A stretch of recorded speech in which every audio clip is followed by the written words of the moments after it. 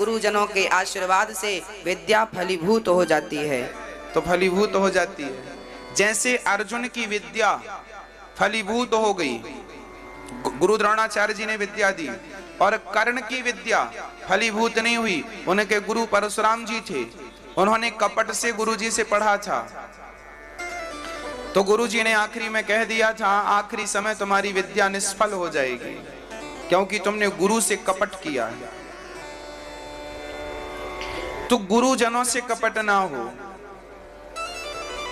इंद्र ने गुरुजनों से कपट किया, गुरुजी नाराज होकर चले गए। तब इंद्र ने विश्वरूप को अपना गुरु बनाया, और विश्वरूप ने नारायण कवच की दीक्षा प्रदान।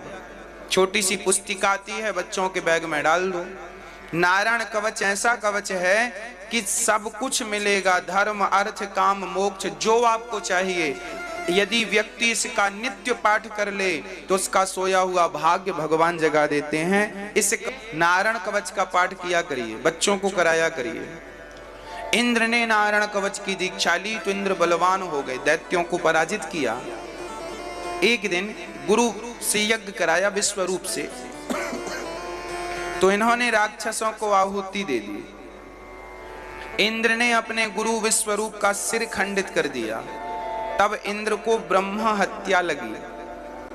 इंद्र ने अपनी हत्या भाग के रूप में दिखती है। चौथी हत्या पृथ्वी को दी, जो बंजर भूमि के रूप में दिखती है। चारों को एक एक वरदान भी दिया और लाभान्वित किया। इंद्र तो ब्रह्म हत्या से मुक्त हो गए, पर ये चारों को ब्रह्म हत्या प्रदान कर दी।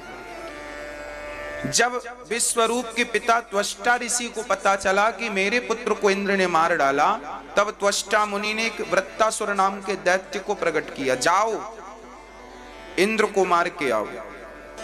इंद्र को मारने के लिए वृत्तासुर चले। अब इंद्र भागे भागे फिरे, वृत्तासुर बड़ा भयंकर राक्षस है।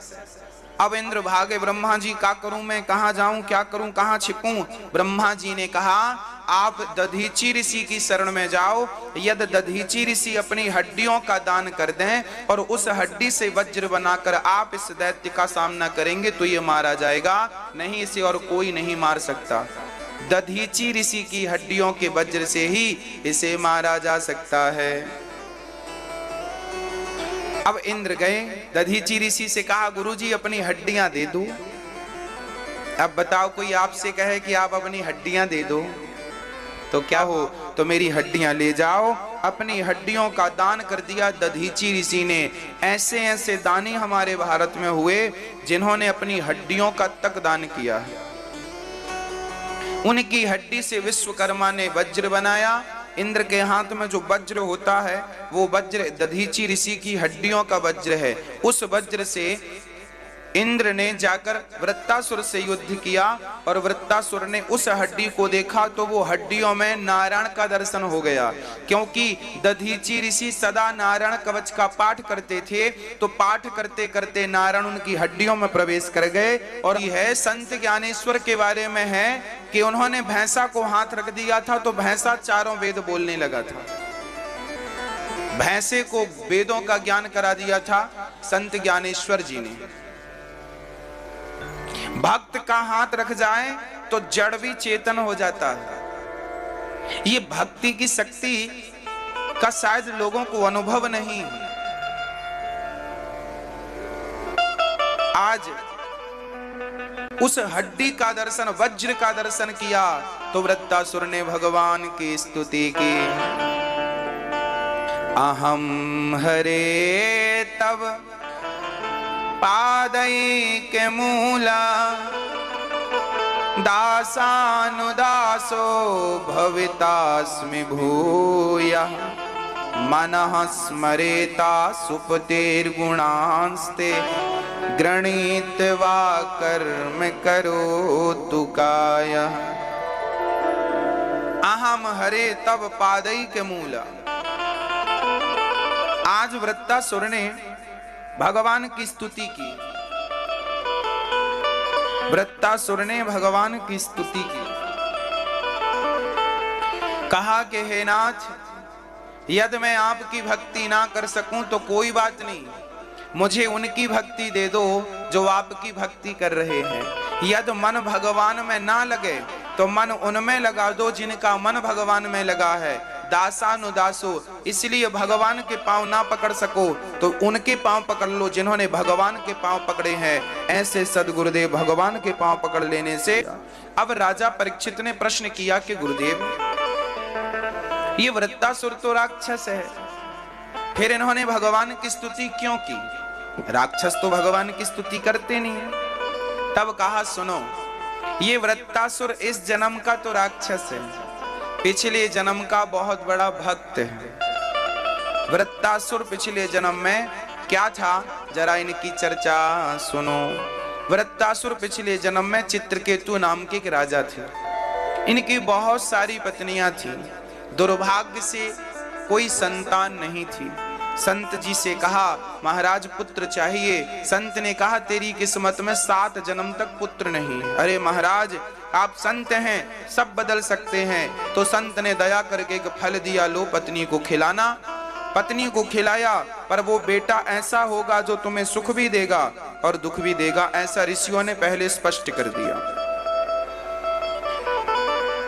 इनकी बड़ी पत्नी का नाम था कृतद्युति। अच्छा, इनकी पत्नियां बहुत थीं, राजा थे चित्रकेतु, पर बड़ी पत्नी का नाम कृतद्युति था। उसे फल खिलाया, वो गर्भवती हो गई और समय आने में एक सुंदर से बच्चे को जन्म दिया। चारों तरफ लड्डू बांटे, उत्सव मनाया, बेटा हुआ है, बेटा हुआ है, बेटा हुआ, खूब आनंद से। अभी बेटा 5 साल का था। राजा अपने बेटे से बड़ा लाड़ प्यार कर रहे थे। तभी उस बच्चे को उसी राजा की पत्नियों ने जहर देकर के मार डाला, इसलिए कि राजा अब हमसे प्रेम नहीं करते, इस बच्चे से और इसकी माँ से ज्यादा प्रेम करते हैं, हमारी तरफ देखते नहीं। उन स्त्रियों ने जलन के कारण उस बच्चे को जहर देकर के मार डाला। बालक जहर खाया, सोया, ऐसा सोया कि फिर कभी जागा नहीं। राजा रानी रोने लगे, विधाता तुम बड़े निर्दयी हो, मारना था तो हमें मार दिया होता, हमारे पुत्र ने क्या बिगाड़ा। तब नारद जी प्रकट हो गए। नारद जी ने कहा, राजन आप रो रहे हैं, क्या करें महाराज, देखिए ना हमारे बच्चे को मार दिया, क्या बिगाड़ा था हमारे बच्चे ने, इसको मार दिया, मारना था तो मुझे मार दिया होता, क्या बिगाड़ा था इसने। नारद जी ने कहा, देखो जीना मरना सबके लिए है, आप भी मरोगे हम भी मरेंगे, तो आप रोया ना करो ऐसे। चरणों में माथा पटक दिया महाराज। नारद जी ने मंत्र पढ़ा और उस बच्चे के ऊपर छोड़ दिया, जल का छिड़काव किया, मरा हुआ बच्चा जीवित हो गया, खड़ा हो गया।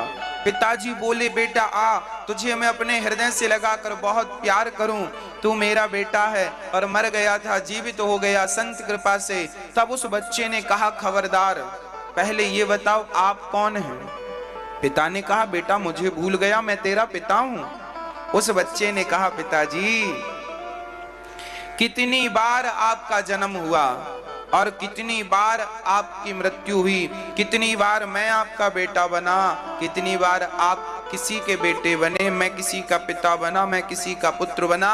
उस बच्चे ने कहा, पिताजी पिछले जन्म का कोई हिसाब बाकी था, वो चुकाने में आया था। क्या हिसाब बाकी था बेटा? तब उस बच्चे ने कहा, ध्यान से सुनना,